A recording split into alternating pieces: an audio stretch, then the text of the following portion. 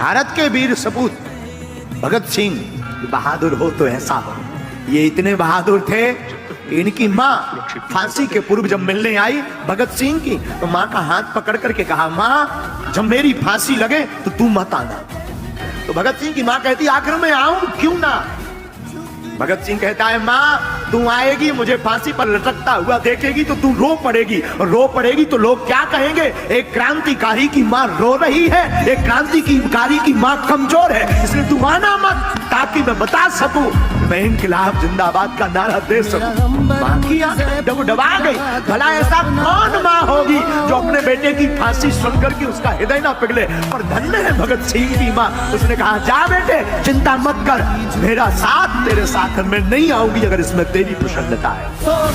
मुझे इस मिट्टी की मैं देश नहीं मिटने दूंगा, ये देश नहीं मिटने दूंगा।